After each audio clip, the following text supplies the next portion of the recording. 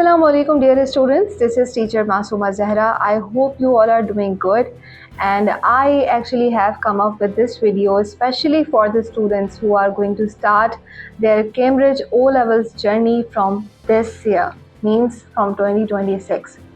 वो तमाम स्टूडेंट्स जो इस साल से अपने CIS की तैयारी करेंगे और अपने ओ लेवल्स की जर्नी स्टार्ट करेंगे, उनके लिए ये वीडियो बहुत इंपॉर्टेंट है because Cambridge has updated there syllabus of Pakistan studies 2059 and the students who will be appearing for their Pakistan Studies 2059 subject in 2028 or 2029 or 2030 will be learning the new syllabus from now onwards.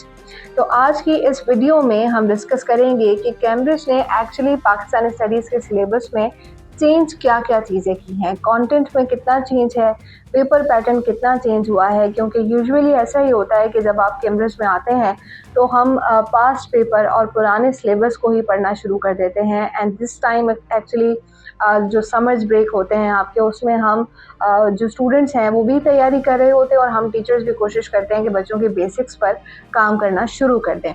But when the syllabus is updated, तो देखते हैं Cambridge ने इस बार कौन सी नई चीज़ें add की हैं सिलेबस के अंदर। So yes, this time Cambridge actually has come up with some more practical approach, but this video will be specifically for Pakistan Studies 2059/01, means paper 1, the history and culture of Pakistan.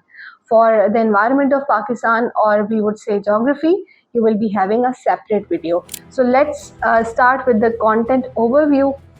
और content overview में as you can see that Cambridge has come up with 4 topics this time. The first topic is the making of Pakistan and the timeline starts from 1857 till 1947. The second topic is the shaping of Pakistan since 1947, and the third topic is Pakistan and the global community, or the last topic will be society and culture of Pakistan. और मज़ीद समझने के लिए और थोड़े से depth में चलते हैं और देखते हैं कि हर एक टॉपिक में आप एक्चुअली क्या पढ़ेंगे और थोड़े से सब टॉपिक्स डिस्कस करते हैं. So let's move on.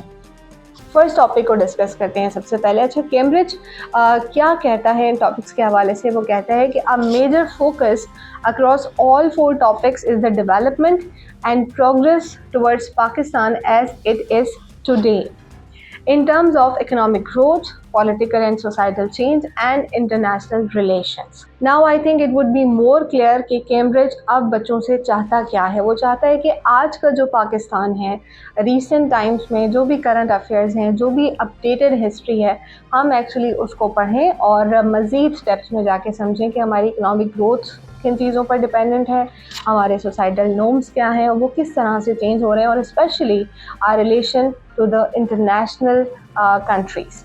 So topic 1 देखते हैं. टॉपिक 1 में आप पढ़ेंगे द मेकिंग ऑफ पाकिस्तान. बहुत इंपॉर्टेंट है.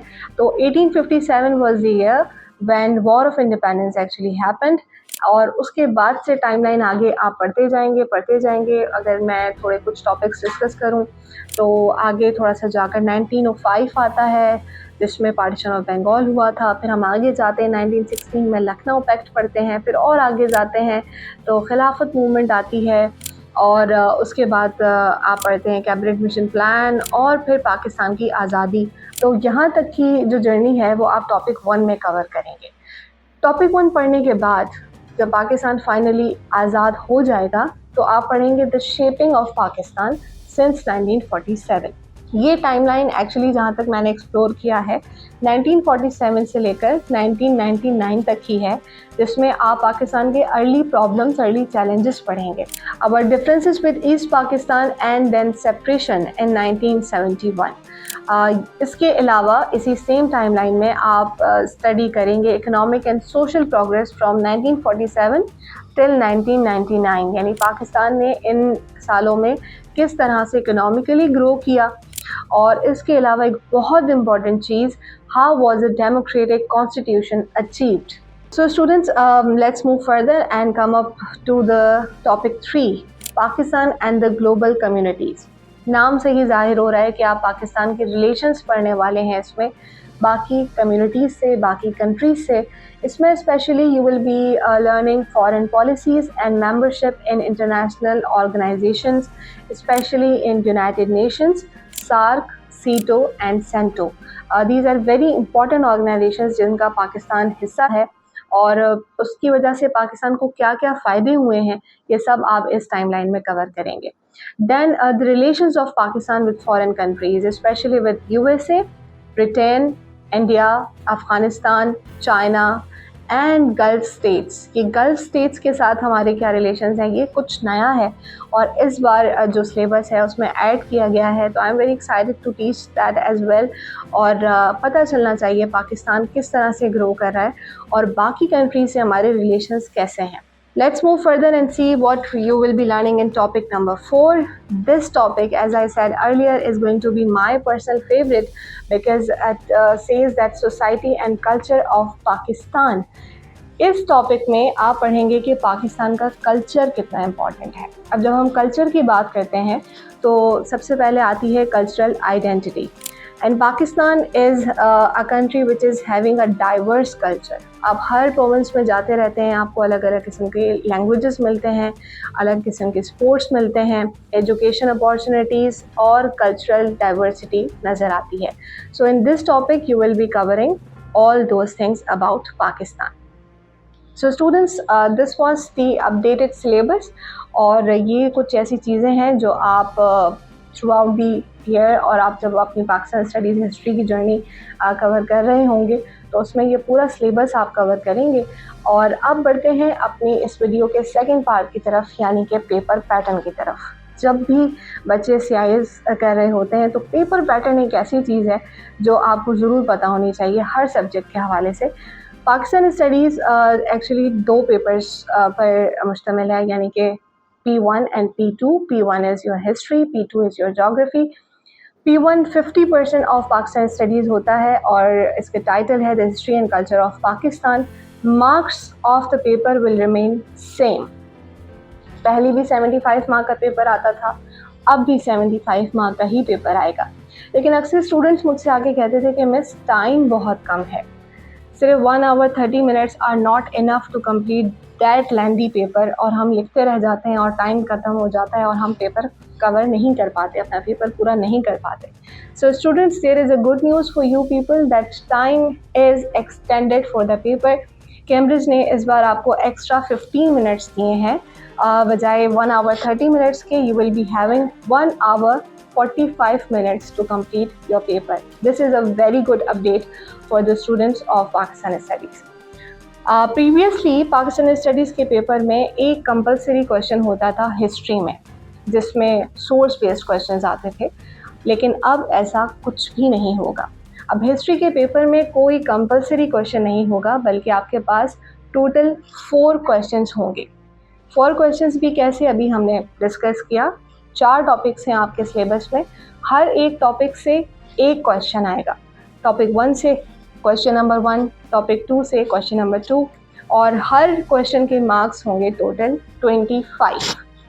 अब यहाँ बात आती है कि आपको कितने क्वेश्चंस करने हैं। Obviously you have to attempt any 3 questions out of 4।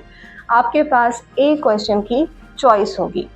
अब जब आप अपने 3 क्वेश्चंस कंप्लीट करेंगे तो आप टोटल 75 मार्क का पेपर ऑलरेडी कंप्लीट कर लेंगे। थोड़ा सा और डिटेल में देखते हैं कि क्वेश्चंस किस तरह के आने वाले हैं। इस बार कैम्ब्रिज ने काफ़ी कुछ अपडेट किया है, काफ़ी चीज़ें चेंज की हैं। इस तरह के क्वेश्चंस पहले नहीं आते थे। Each question is worth 25 mark and divided into 7 सब parts from A to G, यानी क्वेश्चन नंबर 1 जो है उसके 7 सब पार्ट्स होंगे, A B C D से लेकर G तक, और उसके डिफरेंट मार्क्स होते जाएंगे, और marks at the and calculate जब होंगे एक क्वेश्चन के तो वो 25 मार्क्स बनेंगे।